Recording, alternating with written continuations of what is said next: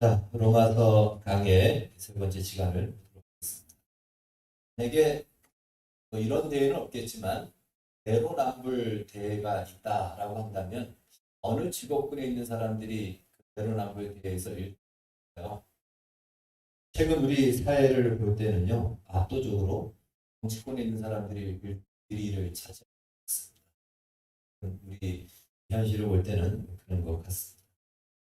사람은 태생적으로 자기 자신에게 어떤 기준을 적용할 때 에게는 좀 관대하고 남에게는 엄격하게 되는 습성이 서로 가지고 있습니다. 소위 내가 하면 로맨스, 남이 하면 불륜이다라는 내로남불이라는 이 말이 지금은 그냥 우리의 일상 하나의 언어가 되어 있습니다. 그래서 이런 경우가 있죠. 예를 들어서 자기 자식을 오냐오냐 키우면 문제야 만드는 것이고 내가 자식을 오냐오냐 키우면 일을 살려주는 것이고 또 며느리가 부부싸움을 하면 여자가 참아야 한다라고 이렇게 얘기하지만 내 딸이 부부싸움을 하면 이라도 빨리 끝내야 한다 이렇게 얘기하고 또 이 자기 아이를 꾸짖으면 이성이 없는 이성을 잃어버리는 행동이고 내가 남의 아이를 꾸짖는 것은 어른된 도리로서 그것이 전형적인 내로남불의 모습일 것입니다. 자기 행동에는 그럴 만한 또 그럴 수밖에 없는 이유가 있다. 이것이 내로남불을 또 나타내는 기준이고 그러한 모습입니다. 그래서 이것을 통해서 이 자신을 합리화한다. 오늘 본문은요 바로 그러한 내용이 오늘 성경 안에 포함되어 있습니다. 로마서 1장에서 하나님을 거부한 세상, 하나님을 내몰아버린 세상, 그리고 우리끼리 멋진 세상을 만들겠다라고 했던 그 사람들이 사는 세상이 어떠한 세상이었는지를 로마서 1장에서 우리는 살펴봤습니다. 그래서 바로 불경건과 불의로 이렇게 요약되는 것이며 그 불의의 모습은 29절에서 31절까지 나오는 정말 끔찍스러운 죄악의 모습들을 그곳에서 우리는 살펴봤고 묘사되어 있는 모습. 그런 모습은요. 예수를 믿지 않는 사람들도 이런 인생은 이거는 정말 원하지 않는 인생이죠. 29절에서 31절에 나오는 그런 모습은 믿지 않는 사람들도 결코 사과하지 않고 또 달가워하지 않고 정상적으로 믿지 않는 그런 모습인 것입니다. 하물며 예수를 믿는 신자들은 더욱 그렇게 생각한다는 것입니다. 이 로마서 이제 2장에서는요. 로마서 1장에서 이 불경건과 이 불의 이 모습들을 쭉 나열했다면 바로 그 죄악된 그러한 세상에 대하여 사람들은 어떻게 반응하느냐 그것을 로마서 2장에서 말해주고 있습니다. 두 가지 방식으로 반응을 합니다. 그건 아니다. 그건 잘못됐다. 그럴 수는 없다. 저렇게 사는 것은 그거는 정상적이지 않다라고 이렇게 반응하는 그러한 사람들이 있죠. 그렇게 판단을 하고 저렇게 분별을 합니다. 그래서 그건 아니다. 그렇게 사는 것이 정상은 아니다라고 판단한다는 것입니다. 그런 사람들은 그렇게 여기기 때문에 그러한 행동을 하지는 않을 겁니다. 또 두 번째 반응은요. 첫 번째처럼 그렇게는 판단하고 그렇게 분별합니다. 그건 잘못된 것이다. 아주 정상적이지 않다라고 이야기하지만 그렇게 말은 하는데 불구하고 여전히 똑같이 그런 행동을 한다는 거죠. 우리가 그러한 죄를 똑같이 짓는다라는 것입니다. 바로 내로남불의 유형에 가까운 것입니다. 이런 사람은 아마 이렇게 얘기할 겁니다. 내가 이렇게 하는 것은 그럴 만한 이유가 있고 그럴 수밖에 없기 때문에 나는 이렇게 한다라고 하면서 자신의 행동에 대해서 합리화를 시키고 정당화를 이야기합니다. 이렇게 한 사람에게 있어서 이런 이중적인 모습이 나타날 때 우리가 예를 들어서 신뢰했던 한 사람이 정반대의 모습이 나타날 때 우리는 그런 모습을 보고 과연 실세 너무 놀라고 뜻밖의 그 변한 낯빛이 변하는 그런 모습을 가질 그런 반응을 가질 수밖에 없습니다. 자, 첫 번째 반응이나 두 번째 반응이나 어떤 반응이 더 나을까요? 대부분 아마 첫 번째 반응 저것은 아니다. 저건 잘못된 것이다. 저건 죄다라고 분별하고 또 거기서 판단하는 그렇게 판단하고 분별하는 것이 뜻이 나올 것입니다. 두 번째보다는. 그러나 이 첫 번째 반응을 하는 사람도 결국은 그렇게 바른 분별과 판단을 하면서 그 안에서 사실은 또 다른 함정에 빠질 수가 있다는 것입니다. 거기에는요, 바로 이것이죠. 그렇게 살아서는 안 돼. 저건 범죄야라고 하면서 자신은 그런 범죄를 짓지 않고 자신은 그렇게 살지 않는다라는 자신의 우월함에 결국은 그와 함께 비교하여 그 우월함을 생각하고 내 깨끗함을 오히려 이것을 통해서 다르다. 나는 그들과 다르다. 나는 그런 사람이 아니다. 라는 것으로 인해서 자신의 우월함을 오히려 가지게 되는 그러한 함정에 또 빠지게 된다는 것입니다. 또 이 로마서 2장에서는요. 이 두 가지의 반응뿐만이 아니라 두 종류의 사람들의 반응에 대해서 소개하고 있습니다. 우리가 읽은 말씀 그 이유로 보면은 나오는 말씀인데 유대인과 이방인에 대한 반응이 나옵니다. 유대인들은 어떤 사람들인가 하면 하나님의 선택을 받은 사람이고요. 구약적 기준으로 본다면 그 당시에 인류를 구분한다면 유대인과 이방인 이렇게 두 종류로만 나눠져 있습니다. 유대인은 무엇이고 이방인은 무엇이냐? 유대인은 하나님의 선택을 받은 사람들이고 선택받은 증거가 바로 율법을 가지고 있고 할례를 받았다라는 것입니다. 이방인은 선택도 받지 않았고 그러다 보니 당연히 율법도 없고 할례도 없습니다. 인류는 바로 구약적 기준을 본다면 이 두 종류의 인류로만 나눠지는 것입니다. 민족들은 여러 가지 있겠지만 구약의 기준을 본다면 그렇다라는 것입니다. 그 당시에 선택을 받았고 그리고 하나님의 뜻이 담겨져 있는 율법을 가지고 있고 또 하나님의 백성된 증표인 할례를 가지고 있다는 것은요. 유대인들에게 대단한 자부심을 가져다 줬습니다. 우리만이 독특하고 유일한 민족이다라는 이 선민사상에 빠져있죠. 그렇게 가질 수밖에 없습니다. 그들은 만약에 하늘과 땅에서부터 계급을 매긴다면 자기들은 바로 하늘 바로 밑에 있다라고 그렇게 생각을 했을 겁니다. 실제로 그럴 수 있죠. 이 유대인들은 율법을 가지고 있고 자신들만의 선민이다 보니까 얼마든지 그러한 자부심과 자긍심과 자존심을 가지고 있을 수 있습니다. 그것이 그렇게 나쁜 것은 아닙니다. 우리는 특권을 가지고 있다. 우리는 특별하게 선택을 받았다라는 이것은 굉장히 좋은 것입니다. 문제는 그 특별한 축복과 은총을 받은 것이 그것이 다른 사람을 멸시하는 것으로 나올 때 이것이 결국은 문제가 되죠. 그런데 이 유대인들의 문제는 무엇이었냐면 그들이 율법을 가지고 있고 할례를 가지고 있다는 것으로 그들은 선택받았다는 그 하나님의 선택 안에 자신들은 깨끗하고 의롭고 율법을 지키는 자다라고 착각하고 있었다는 것입니다.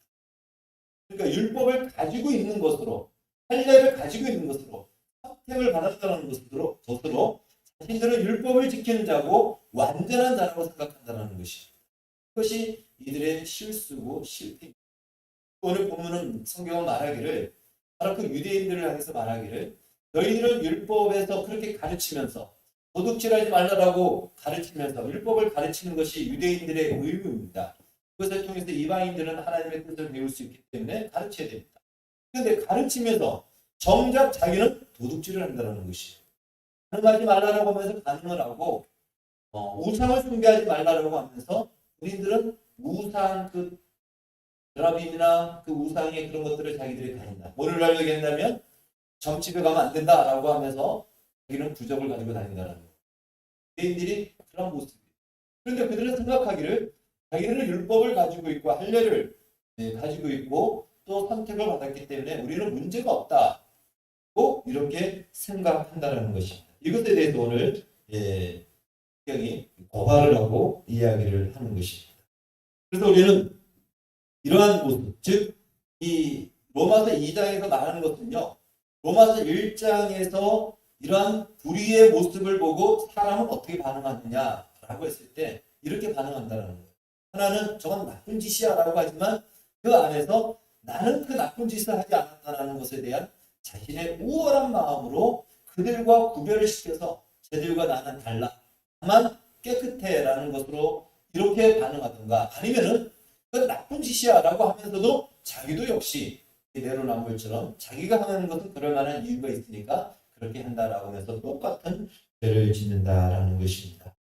바로 그것이 바로 인간의 모습이다라는 것입니다. 그래서 성경이 그것을 말해주는 것입니다. 우리 인간은 이 한계에서 벗어날 수 없다.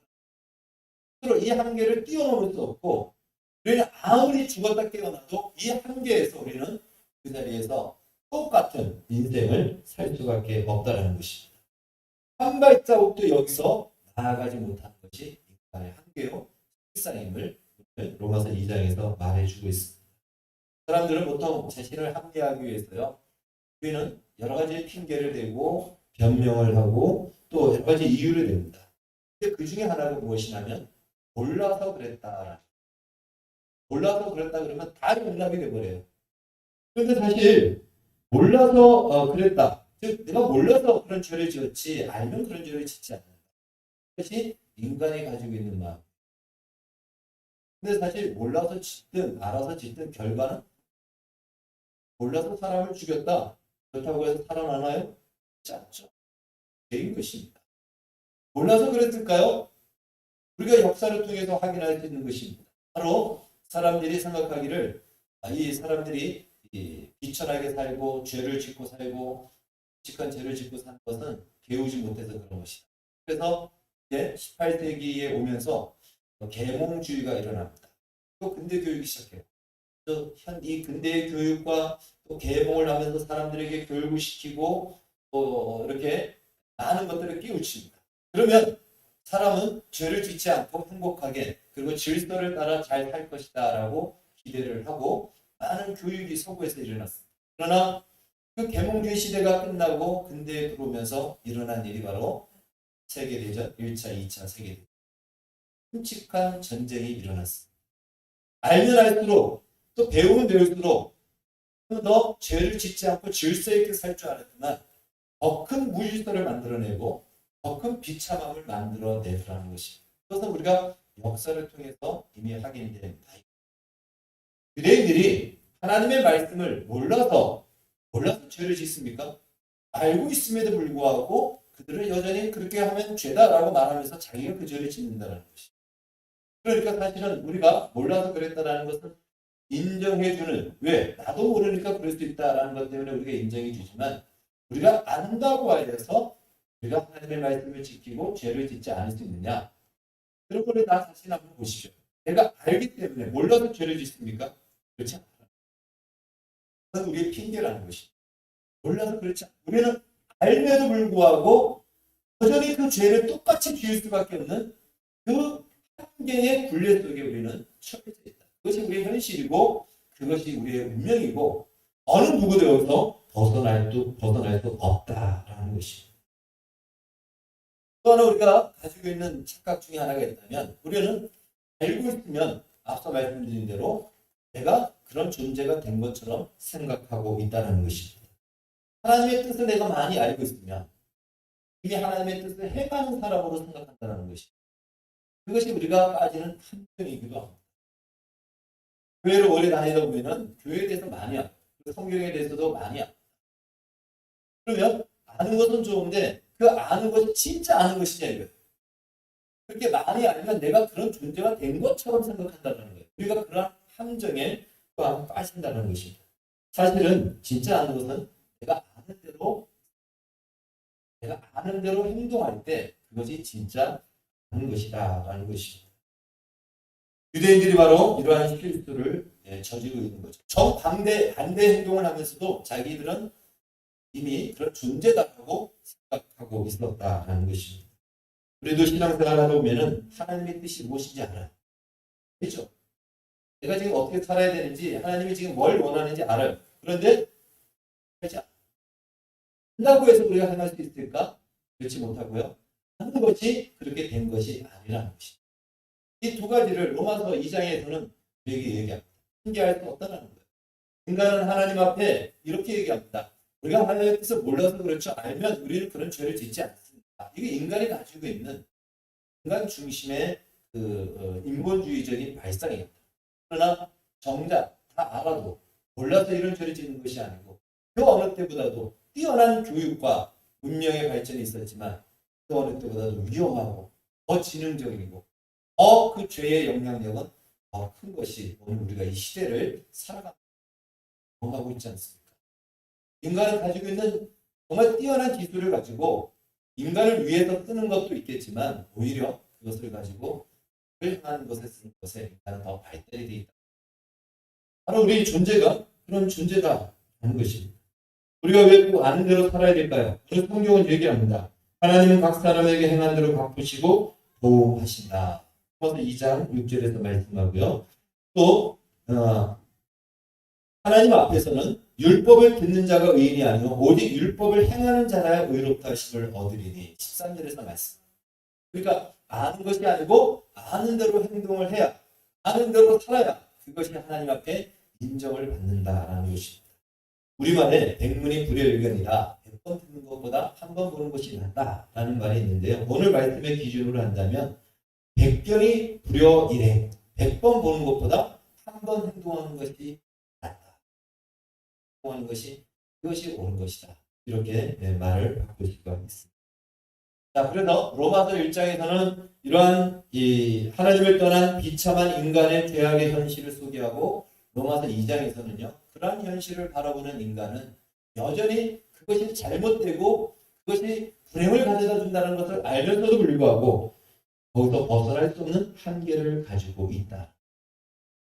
그래서 복음이 필요한 것입니다. 복음은 바로 우리로 하여금 그 한계에서 우리를 자유롭게 해주고 그 한계를 뛰어넘을 수 있는 능력이 이 복음 안에 있기 때문에 그렇습니다.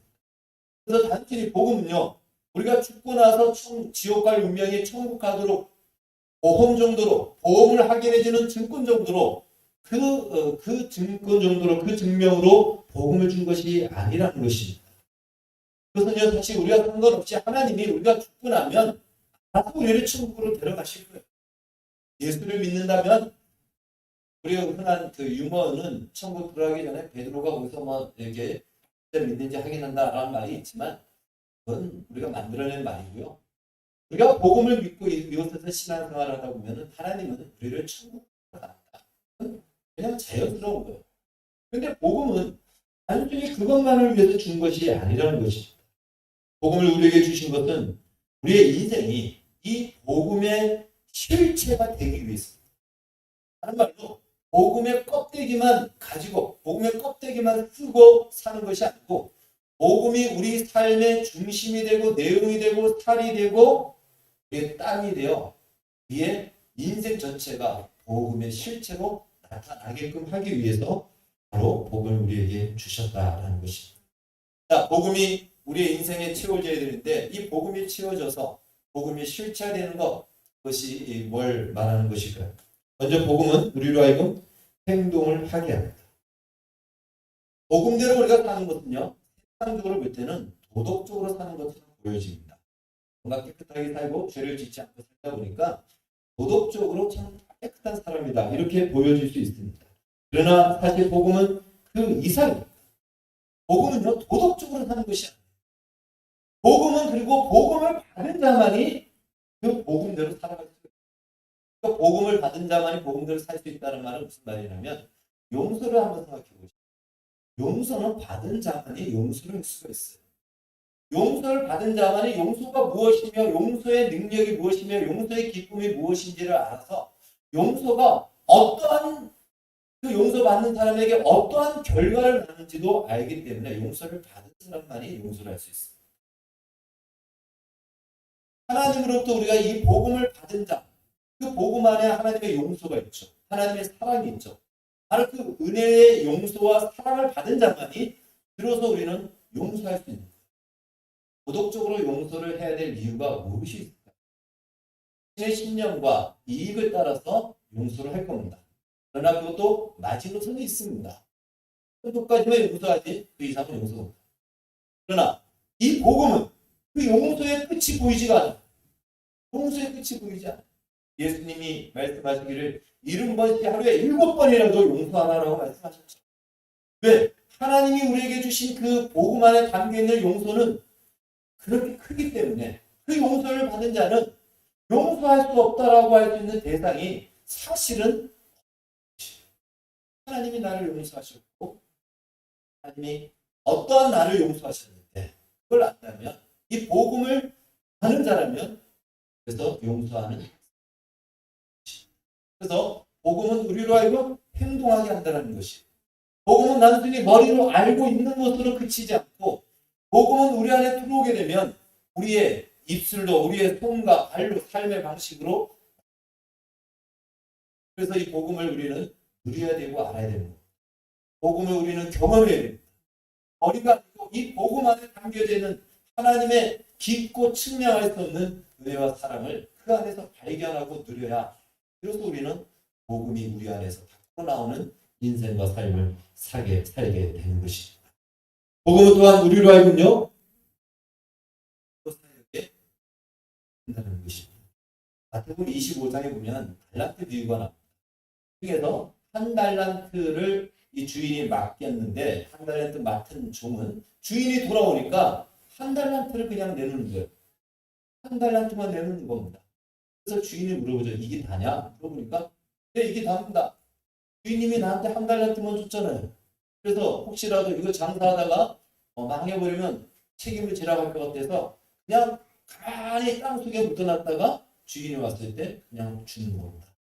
그러니까 주인이 만약 그럴 것 같았으면 내가 이걸 은행에라도 맡겨놔서 이자라도 받지. 알고 있어요. 그래서 거기 이 마태복음 25장에 나온 달란트 비유의 핵심은요. 바로 이 한 달란트를 맡은 종은 주인을 잘못 알고 있었다. 주인의 의도와 주인을 제대로 알지 못했던 것이 그 실수와 실패를 하게 됩니다.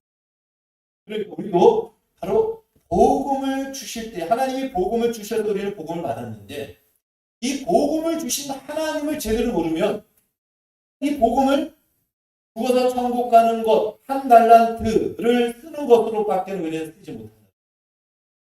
주인이 한 달란트를 주든 두 달란트를 주든 달란트를 주신 이유가 무엇이냐면 그것은 바로 주인의 사역에 주인의 일에 동참하는 것입니다. 원래 장사하고 경영하고 이것은 주인만 하는 거예요. 근데 이 종에게 주는 것은 바로 주인 대신에 주인처럼 주인의 하는 일을 네가 하라.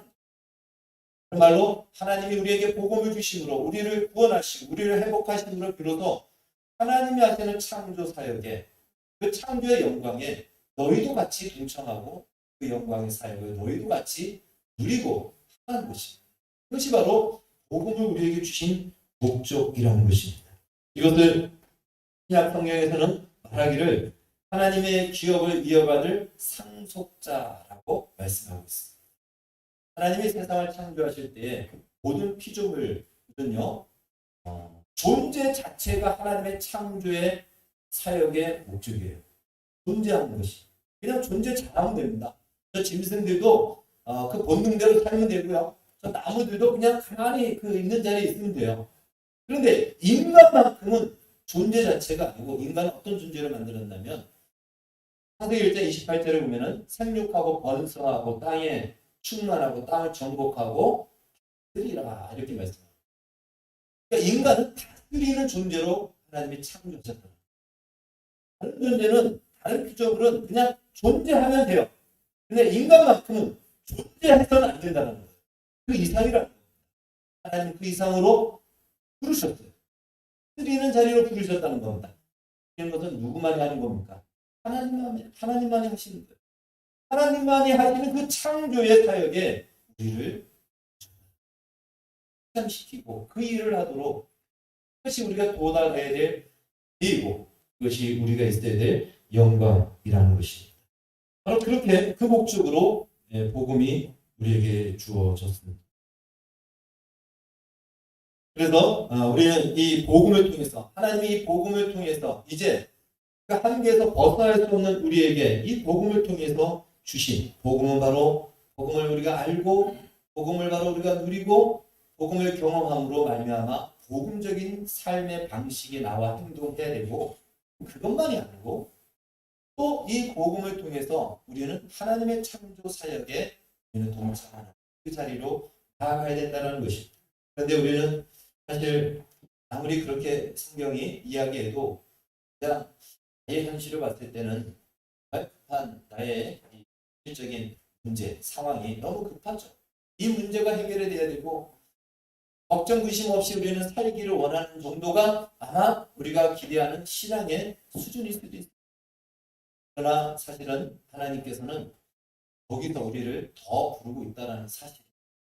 물론 당장은 우리의 신앙이 우리의 현실 속에 이어지지 않다 보니까 절망하고 낙심하고 우리가 신앙으로 사는 것을 포기할 때도 있습니다.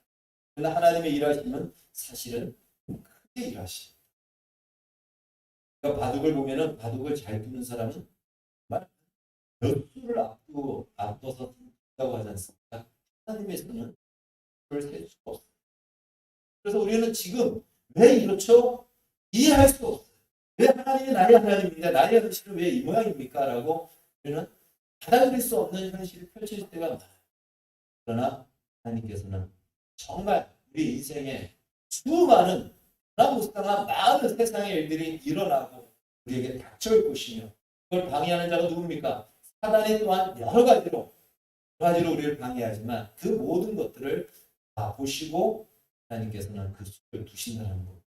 그래서 지금 당장은 내가 원하는 현실일 수도 있습니다. 그래서 우리가 어떤 때는 하나님의 당장 내가 원하는 대로 반응해 주지 않으니까 우리는 핑계를 대고 또 상심한 마음을 가지고 그 자리를 떠나 도망갈 때도 있죠. 그러나 하나님은 그 속에서도 우리를 위해서 일하시고 있다는 사실.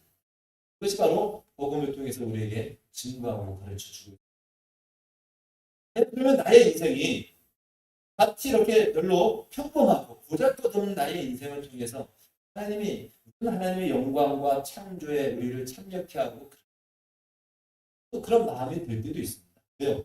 또 나를 주목하지 않고 그냥 평범한 사람이고 오히려 그때는 인생이기 때문에 그렇게 생각하게 될 수도 있습니다. 그러나 우리는 예수님의 성육신을 통해서 그렇지 않다는 것을 볼 수 있습니다.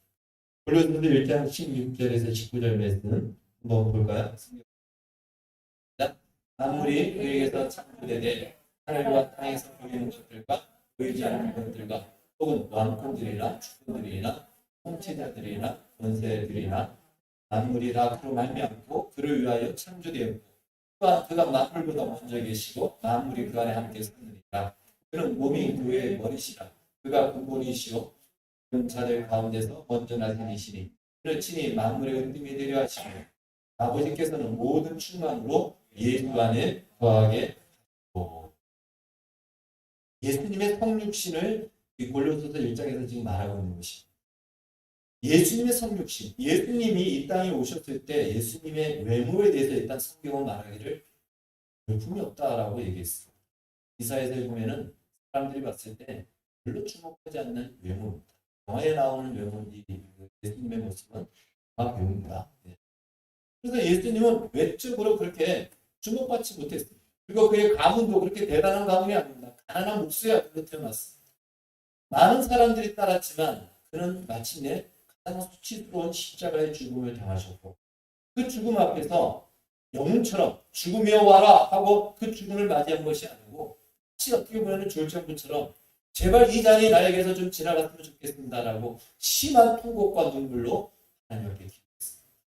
그러니까 예수님을 봤을 때는 예수님의 성육신의 그 33년의 인생과 공생의 3년의 생애를 보면 그렇게 사실은 주목할 만한 인생이 없어요. 무슨 기적을 일으키고 이러한 것들은 사람들이 주목하지만 그 외에 다른 것들 그렇다면 왜 그분은 그 죽음의 자리에서 그 죽음을 그냥 무너뜨리고 죽이려고 하는 자들을 오히려 거꾸로 다 죽일 수도 있는데도 불구하고 그런 능력을 발휘하지 않았을까 하는 의심도 들고 그런 예수님. 그런데 그렇게 대단한 몸짓도 아니었을 거다 그런 생각이 듭니다. 그런데 바로 하나님의 충만이 그 예수 그리스도의 안에 실천에 예수님의 볼품없다라고 여겨지는 바로 그 예수님 안에 하나님의 측량할 수 없는 충만함이 그 안에 결국 그 충만의 과함으로 예수님을 부활하셨고 역사를 일으키고 있습니다. 마찬가지로 바로 볼품없는 나의 인생, 내 현실, 사회적인 지위, 내가 살아가는 나의 삶 그러나 충만 우리 안에 할 수 있다. 우리 안에 거함으로 말미암아 우리의 인생을 예수님처럼 부활의 영광으로 그를 이끌어 가셨던 것, 대역사를 반전을 일으켰던 거죠. 하나님은 우리의 인생을 통해서 그 역사를 이루시고 그 영광을 나타내시고 그 승리를 우리에게 허락하십니다. 그것이 바로 복음을 우리에게 주신 목적인 것입니다. 당장 내가 살아가는 질의 급급함 때문에 어쩌면 이러한 말은 우리에게 들려지지 않을 수도 있습니다. 그러나 예수님의 현실도 그러했다는 겁니다. 예수님에게 있어서 인간적으로 봤을 때 가장 급한 것이 무엇일까요? 사는 것이었어요. 거기서 벗어나는 것이었어요. 그러나 그는 그 복음이 하나님의 충만이 그 안에서 그를 이끌어가는 십자가 죽음의 자리까지 나아갔을 때 그 뒤의 결과는 너무나도 우리가 상상할 수 있는 부활이라는 전무후무한 놀라운 일을 일으킨 것을 보게 됩니다. 그러한 여러분, 복음을 하나님이 우리에게 주신 것은 죽고 나서 천국 가는 복음 정도로 주신 것이 아닙니다. 그것도 매우 중요합니다. 지금 이 시대는 정말 그게 중요합니다. 정말 중요합니다. 그러나 그것은 우리가 예수를 믿으면 그냥 따라오는 결과라는 것이에요. 이 땅에 살면서 그냥 한 달란트 가진 자처럼 천국 갈 때만 이 복음을 쓰지 말고 이 복음을 땅에서 하나님의 영광의 그 창조의 사역에 창조 목적을 이루는 그 일에 동참하는 것으로 사용하라는 것입니다. 그 삶을 살아내라는 것입니다. 하나님이 부르시는 자리가 바로 그것입니다. 바로 그것이 바로 복음이 우리의 삶 속에서 실체화. 우리는 원래 그냥 부패되고 다가 시간이 지나면 사라지고 사그라질 인생이었습니다. 한 사람들은 지금 다 그렇게 살아가고 있습니다. 아무리 그들이 큰 소리치고 힘을 발휘한다 할지라도 시간이 지나면 다 쇠하여지고 다 부패해지고 그냥 연기처럼 사라지는 인생입니다. 그런 우리를 그래서는 복음을 통해서 원래 우리를 만드셨던 우리를 향하여 가지고 있던 목적대로 다시 회복시켜 주십니다. 그리고 그 길이 어디냐? 복음의 길이다. 그 복음을 풀고 그 복음을 믿고 사는 이 완성에 이르는 길로 우리를 지금 있습니다. 이게 작은 인생이지만 우리가 가지고 있는 복음은 결코 작지 않습니다. 이 복음은 온 세상을 바꾸고도 남을 만한 능력이 있는 복음임을 믿고 이 복음이 우리의 삶 속에 실체화되기를 주의 이름으로 축원합니다. 기도하겠습니다. 주님 감사합니다.